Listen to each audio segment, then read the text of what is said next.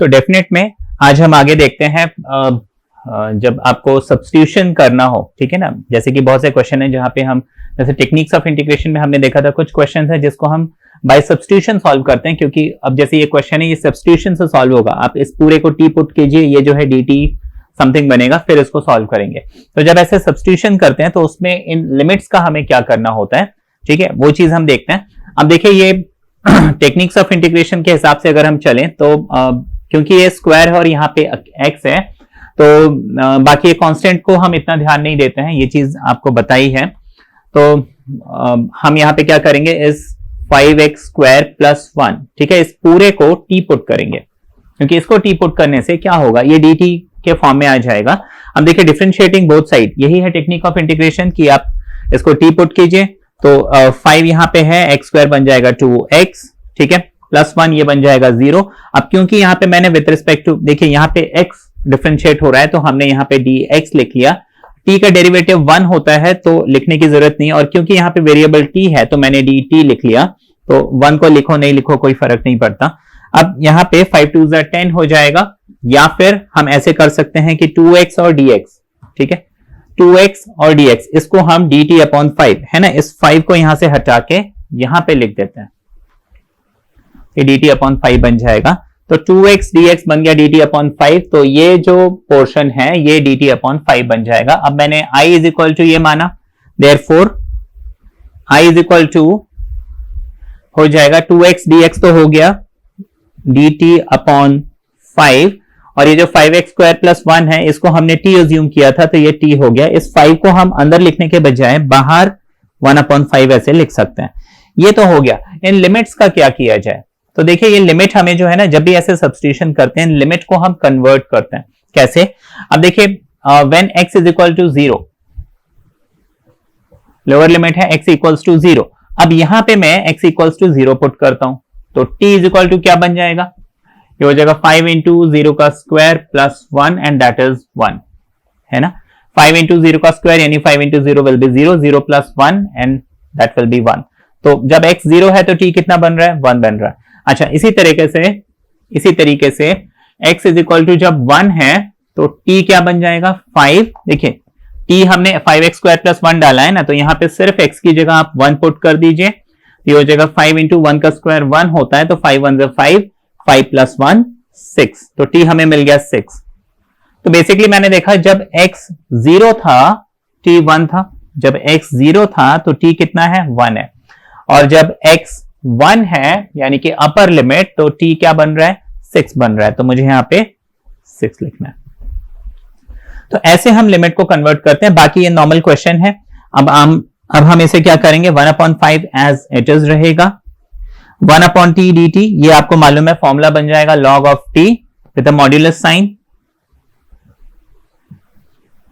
और इसकी लिमिट्स हैं हमारे पास 1 to 6, ठीक है, ये हो गया। अब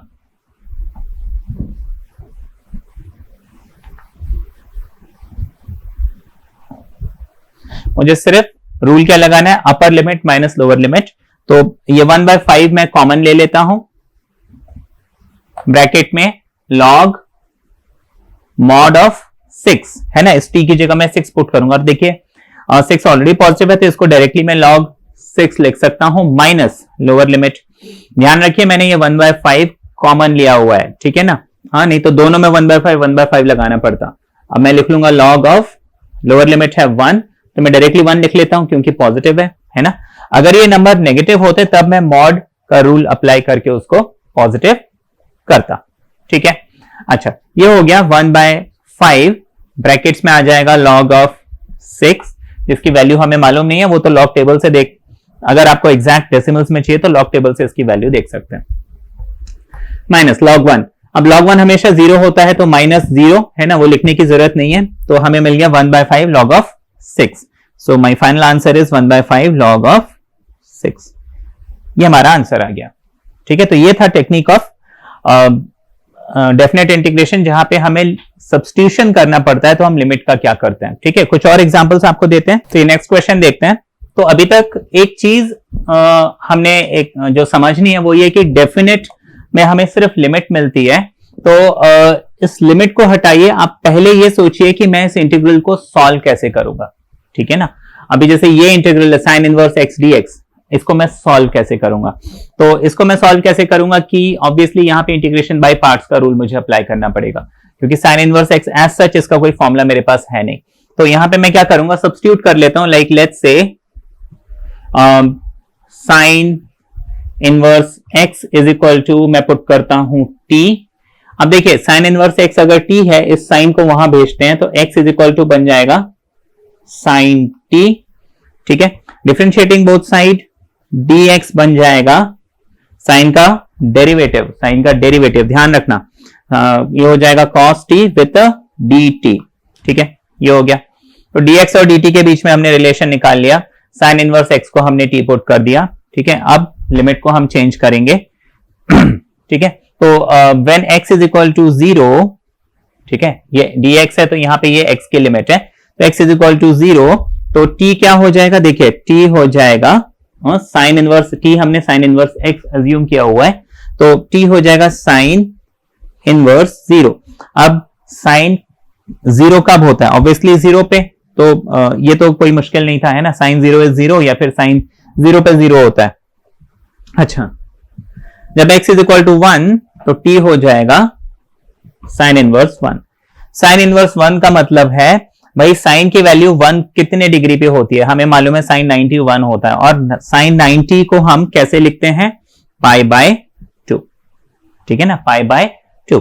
तो t की वैल्यू देखो x 0 और 1 है, तो t हमें क्या मिल रहा है, 0 एंड पाई बाय 2। ये हमने लिमिट्स चेंज कर ली, तो अब ये क्वेश्चन कन्वर्ट हो जाएगा कैसे, 0 से लेके पाई बाय 2, 0 से लेके पाई बाय 2। अब इस पूरे साइन इनवर्स x को मैंने क्या अज्यूम किया था, t अज्यूम किया था, तो इस पूरे साइन इनवर्स x को मैंने t लिख लिया इनटू dx। अब dx मैंने कितना निकाला, cos t dt, तो वो मैं लिख लूंगा cos ऑफ t dt, ठीक है, ये हो गया। अच्छा, अब इसको कैसे सॉल्व कर सकते हैं, इसको हम सॉल्व कर सकते हैं इंटीग्रेशन बाय पार्ट्स का टेक्निक लगा के, ठीक है ना। तो इसको बाय पार्ट्स हम सॉल्व करेंगे, और यहां पे u भी लेना है ना, तो रूल क्या है, ILATE, ठीक है, ILATE। और दूसरा integral of u v dx है ना, u first function, v is second function, तो ये हो जाएगा u integrate v dx minus integral du by dx integral v dx whole dx, ठीक है, यही फॉर्मूला है। तो इस फॉर्मूले को मुझे यहाँ पे लगाना है, पहले मुझे आइडेंटिफाई करना है यहाँ पे u यानी फर्स्ट फंक्शन कौन है और सेकंड फंक्शन कौन है, ठीक है। तो इनवर्स, यहाँ पे इनवर्स नहीं है, l लॉग नहीं है, अलजेब्रा, तो ये जो t है ये अलजेब्रिक फंक्शन है ना, तो इसको हम u ले लेते हैं और इस cos t को हम v ले लेते हैं। देखिए वैसे भी ट्रिगोनोमेट्री जो है एकदम एंड में आता है, ट्रिगोनोमेट्री और एक्सपोनेंशियल सीरीज जो है एंड में आता है। तो अब ये हम फॉर्मूला अप्लाई करते हैं, इंटीग्रल ऑफ, देखिए u इंटीग्रेट v, ठीक है, हम सीधे सीधे फॉर्मूला लगाते हैं, u की जगह मुझे क्या पुट करना है, t पुट करना है, इंटीग्रल ऑफ v की जगह क्या लिखना है, cos t लिखना है, तो हम लिख लेंगे cos t dt, ठीक है, minus integral of du by dx, u की वैल्यू क्या है t, तो हम लिख लेंगे dt बाय dt, यहां पे x नहीं लिखना है, t लिखना है, क्योंकि हम with respect to t integrate कर रहे हैं, ठीक है। तो यहाँ पे एक चीज आपको बता दूं, देखिए जैसे कि मैंने इसको बाय सब्स्टिट्यूशन सॉल्व किया, तो सब्स्टिट्यूशन करने के टाइम मैंने इसके लिमिट्स को चेंज कर लिया।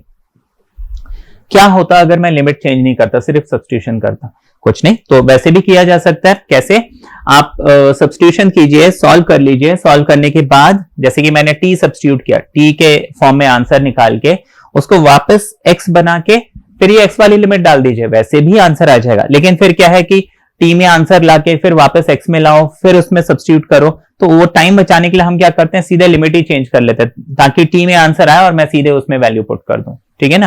तो ये रीजन है हम यहाँ पे लिमिट चेंज करते हैं।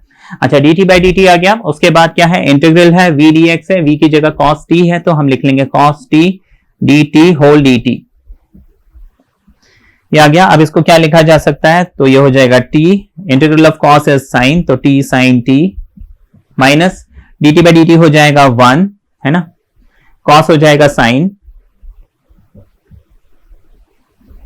ये integral cos T D T, ये हो जाएगा साइन टी, ये डी टी बाहर वाला बच गया और ये इंटीग्रल साइन बच गया, D T by D T 1 हो गया। ठीक है, ये इंटीग्रेशन हो चुका है।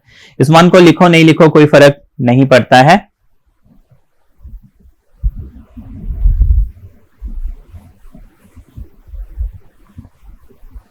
अब इसके आगे, अच्छा यहां पे हमने लिमिट नहीं लगाई थी तो वो मैं लिमिट लिख देता हूं 0 to pi by 2, 0 to pi by 2। तो यहां पे देखिए ये पूरा जो है 0 to पाई बाय 2 यहां पे लिमिट आ जाएगी, यहां पे भी 0 to पाई बाय 2। ठीक है, अच्छा इसको फर्दर हम लिख सकते हैं t sine t within limit 0 and pi by 2 minus, अब देखिए इंटीग्रल ऑफ साइन होता है नेगेटिव कॉस, तो माइनस एक है इधर पहले से और माइनस कॉस टी मुझे यहां पे इसका आंसर मिलेगा। ठीक है, तो ये भी लिमिट हो जाएगी 0 से लेके पाई बाय 2, ये माइनस और माइनस आपस में प्लस बन जाएंगे, तो ये हो जाएगा टी साइन टी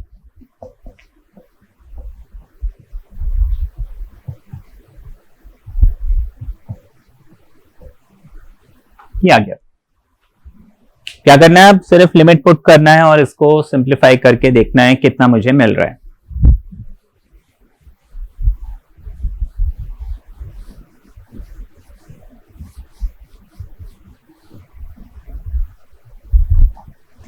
ओके, अब इसको हम लिख लेंगे, देखिए पाई बाय 2 पुट करते हैं, ये हो जाएगा पाई by 2 sine pi by 2, fine, minus upper limit put कर लिया माइनस लोअर लिमिट, तो ध्यान दीजिए 0 इंटू साइन 0।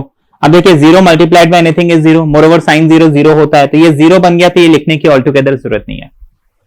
बात समझ में आ गई? तो इसको हमने ऐसे लिख लिया प्लस, अब यहां पे हम क्या करेंगे, पाई बाय 2 और 0 ये लिमिट हमें दी हुई है, तो हम लिख लेंगे cos pi by 2 minus cos 0। ठीक है, अच्छा अब ये तो हो गया पाई by 2 sine pi by 2, sine pi by 2 मतलब साइन 90 और साइन 90 होता है 1, ये हो जाएगा पाई बाय 2 इंटू 1। देखिए इंटू 1 ये भी लिखने की जरूरत नहीं है, इसको हटा देते हैं, प्लस का साइन, अच्छा कॉस पाई बाय 2 यानी कॉस 90, कॉस 90 होता है 0 माइनस कॉस 0 होता है 1, तो पाई बाय 2 प्लस ये 0 आप लिखो नहीं लिखो कोई फर्क नहीं पड़ता, प्लस माइनस माइनस, तो ये हमें मिल जाएगा पाई by 2 minus 1 and that is my final answer. ठीक है, तो नेक्स्ट क्वेश्चन देखते हैं। अब ये क्वेश्चन है, जैसे कि मैंने आपको प्रीवियस क्वेश्चन में बताया था कि हम इसमें लिमिट क्या है उससे ज्यादा कंसर्न है कि मैं इस क्वेश्चन को सॉल्व कैसे करूंगा।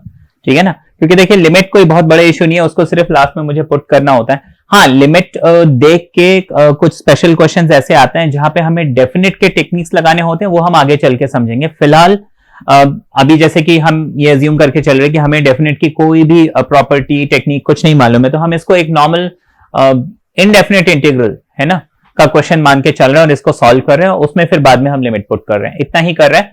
तो अगर मैं इसे ध्यान से देखूं तो ये एक पार्शियल फ्रैक्शन का क्वेश्चन है ना, पार्शियल फ्रैक्शन का क्वेश्चन है। कैसे, आप देखिए यहां पे मैं अगर इस साइन थीटा को टी पुट करता हूं तो cos theta d theta D T बन जाता है, तो हम पहले वो सब्स्टिट्यूट करते हैं। ठीक है, हम लिखते हैं sine theta is equal to t, partial fraction कैसे यूज होगा मैं आपको भी बताता हूं, तो cos theta d theta becomes d t. ठीक है, इतना तो हो गया। अब नेक्स्ट काम मुझे क्या करना है, लिमिट्स चेंज करना है। अब देखिए जब x हमारे पास 0 होगा, या फिर जैसे कि यहां पे थीटा है, आई एम सॉरी x की आदत पड़ गई है, थीटा इज इक्वल टू 0 होगा तो फिर t हो जाएगा sine of 0 and that will be 0। ठीक है, और जब थीटा पाई बाय 2 होगा तो t बन जाएगा sine of pi by 2 and that will be 1। Fine, ये हो गया, लिमिट्स चेंज कर लिया, सब्स्टिट्यूट कर लिया। अब क्या करेंगे, इस इंटीग्रल को अगर मैंने इसको i माना तो फिर ये जो i है this becomes integral of, limit change हो गई है 0 एंड 1, तो 0 एंड 1 लिख लेंगे। ठीक है, यहां पे लिख लेता हूं। अच्छा, cos थीटा डी थीटा, ये पूरा का पूरा मिलके क्या बन रहा है, dt बन रहा है। तो न्यूमरेटर में मैंने लिख लिया dt, नीचे साइन को मैंने t पुट किया था तो ये हो गया 1 प्लस टी और 2 प्लस टी। अब देखिए ये क्लियरली दिख रहा है पार्शियल का क्वेश्चन, ठीक है। इसको हम ऐसे लिख सकते हैं 0 से 1 dt, ठीक है, 1 अपॉन dt रादर देन, तो 1 अपॉन, अब देखिए t प्लस 1 को हम 1 प्लस टी को t प्लस 1 लिख लेते हैं, कोई फर्क नहीं पड़ता। 2 प्लस टी को t प्लस 2 लिख लेते हैं, कोई फर्क नहीं पड़ता, dt ऐसे लिख लेते हैं। अब ये क्लियरली दिख रहा है ये पार्शियल का क्वेश्चन है। अब पार्शियल फ्रैक्शन में हम करते क्या है, इस एक्सप्रेशन को मैं यहां लिख लेता हूं,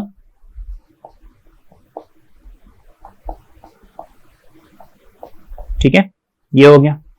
अब इज इक्वल टू रूल क्या था, a अपॉन ये लिखेंगे, यही बताया था। नीचे जितने भी ये अलग अलग टर्म्स हैं, हाँ, सब एक को a ले लिया, फिर प्लस करके दूसरे को b ले लिया, ठीक है ना। मतलब ये किसी दो ऐसे पोर्शंस को जोड़ के ही तो बना है ना, तो वो दो पोर्शन क्या है वो हमें निकालना है। अब मुझे क्या करना है कि a और b की वैल्यू निकालनी है। तो हम यहां पे क्या करते हैं कि इसको फर्दर लिख लेते हैं, 1 इज इक्वल टू, ठीक है ना, 1 इज इक्वल टू a लिख लेंगे, है ना। यहां पे मैंने t प्लस 1 t प्लस 2 हटा दिया। यहां पे देखिए t प्लस 1 है, इसको हटाऊंगा तो t प्लस 2 बचेगा। b के नीचे t प्लस 2 है तो इसके साथ t प्लस 1 बचेगा।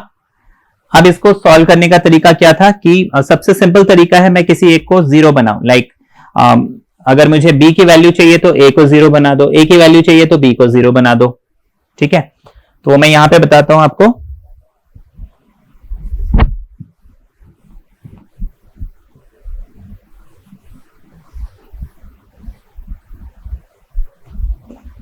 अब यहां पे मैंने t plus 2 is equal to 0 ले लिया, यानी कि t इज इक्वल टू क्या बन जाएगा, -2। अब देखिए मैंने t इज इक्वल टू -2 लिया है तो ये पूरा टर्म वैनिश हो जाएगा, क्योंकि -2 प्लस 2 0, तो ये पूरा 0 हो गया। तो मेरे पास जो फाइनली बचेगा वो है 1 लेफ्ट हैंड साइड में, इज इक्वल टू, ये तो 0 बन चुका है, b बचेगा। t की जगह मैं -2 पुट करूंगा, प्लस 1 लिखूंगा, तो -2 प्लस 1 इज -1, तो यानी कि -b is equal to 1, minus को इधर शिफ्ट करते हैं, b इज इक्वल टू -1 मुझे मिल जाएगा, ठीक है। यहां तक समझ में आया। फर्दर देखते हैं, b की वैल्यू निकाल लिया, मुझे a की वैल्यू निकालनी है, तो a के लिए मैं क्या करूंगा, b को 0 बनाऊंगा, यानी b के साथ ये जो t प्लस 1 लगा हुआ है इसको मैं 0 बना देता हूं। हमने लिखा लेट, यानी कि t इज इक्वल टू -1, ठीक है ना। t प्लस 1 अगर 0 है तो t कितना हो जाएगा, -1 हो जाएगा। अब जब मैं यहां पे पुट करूंगा तो देखिए t -1 पुट किया है तो ये टर्म अब 0 बन जाएगा, तो मेरे पास बचेगा 1 is equal to a, t की जगह मैंने -1 पुट किया हुआ है, तो -1 प्लस 2 यानी कि 1, तो a इंटू 1 लिखने की जरूरत नहीं है, तो a मुझे मिल जाएगा 1, ठीक है। तो a की वैल्यू मुझे 1 मिल गई, मैं उस a को यहां पे 1 लिख लेता हूं। b की वैल्यू मुझे -1 मिल गई, मैं -1 लिख लेता हूं, तो ये हमें मिल गया।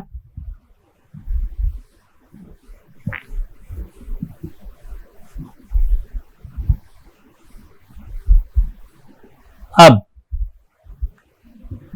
मुझे ये जो इंटीग्रल सॉल्व करना था 0 से लेके 1 upon t plus 1 t plus 2, इसको मैं लिख सकता हूं 0 से लेके 1 upon t plus 1 t plus 2 को ऐसे स्प्लिट करके, यानी कि 1 अपॉन t प्लस 1। अब देखिए प्लस माइनस माइनस, तो मैं इसको माइनस लिख लेता हूं और dt लगा देता हूं।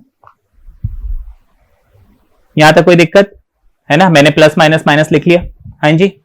अच्छा, अब इसको हम इंटीग्रेट करते हैं। 1 अपॉन टी होता है लॉग, ये हो जाएगा log of t plus 1 mod में, माइनस का sign log of t plus 2, ये भी मॉड में। क्योंकि ये डेफिनेट है, हमें यहां पे प्लस c लिखने की जरूरत नहीं है, हम ब्रैकेट्स लगा लेते हैं और लिमिट लिख लेते हैं 0 से लेके 1, ठीक है। अब मैं अपर लिमिट पुट करूंगा तो ये हो जाएगा log ऑफ, देखिए 1 है तो 1 + 1 यानी कि 2 माइनस 1 + 2 यानी कि 3, ठीक है।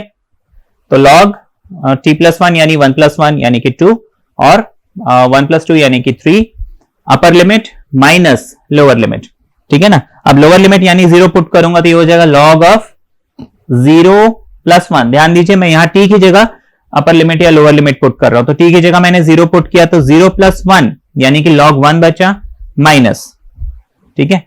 अब यहां पे जब मैं 0 पुट करूंगा तो 0 + 2 यानी कि log ऑफ 2, ये आ गया, ठीक है। Upper limit and lower limit मैंने पुट किया। अब जैसे जैसे आप ये पढ़ रहे हैं, ये क्लास देख रहे हैं, आप हाथ के हाथ ना रजिस्टर एक अपने साथ रखिए, पेन रखिए और ये नोट्स बनाते जाइए, ठीक है। और जैसे जैसे मैं समझाते जा रहा हूं आप खुद से भी इसको अपने एंड पे सॉल्व कीजिए, तो ये क्या ज्यादा बेटर आपको समझ में आएगा, क्लियर होगा। सिर्फ लेक्चर देखने से हाँ हमें एक फीलिंग तो आती है कि हाँ मेरे को समझ में आ गया, लेकिन और इनफैक्ट समझ में भी आता है, बट प्रॉब्लम क्या होती है बाद में जब रिवाइज करते हैं ना तो कई चीजें दिमाग से स्किप हो जाती हैं। सारे ब्रैकेट ओपन करते हैं तो हमें मिल गया log of 2 minus log of 3, bracket open करेंगे minus plus minus minus minus plus, तो log 1 हो गया 0, log 2 और log 2 दोनों ऐड हो जाएंगे, ये हो जाएगा 2 log of 2 minus log of 3। ये 0 लिखने की जरूरत नहीं है ना, क्योंकि log 1 0 है तो वो तो खत्म ही हो गया। तो ये हमारे पास फाइनल आंसर बच गया। इसको आप फर्दर भी सॉल्व कर सकते हो, ठीक है। उसके लिए हमें लॉगरिथम के कुछ रूल्स पता होने चाहिए, जैसे कि log जब मल्टीप्लाई होता है यानी m इंटू n, इसको log m plus log n लिखते हैं। डिवाइड होता है यानी m अपॉन n, तो इसको हम log m minus log n लिखते हैं। और जब पावर में मिलता है यानी log m की पावर n, तो इसको हम लिखते हैं n times log of m। और ये टू वे राउंड, मतलब इसको ऐसे लिखा जा सकता है तो इसको भी ऐसे लिखा जा सकता है, इसको ऐसे लिख सकते हैं, इसको ऐसे लिख सकते हैं। तो देखिए 2 log 2 को हम लिख सकते हैं log 2 की पावर 2, ठीक है। log 2 का स्क्वायर यानी कि log of 4 minus log of 3, ऐसे लिख सकते हैं, ठीक है। अब log 4 माइनस log 3, देखिए log m minus log n क्या होता है, log m अपॉन n, तो इसको हम फर्दर log ऑफ 4 अपॉन 3 ऐसे लिख सकते हैं। ये हमारा आंसर है।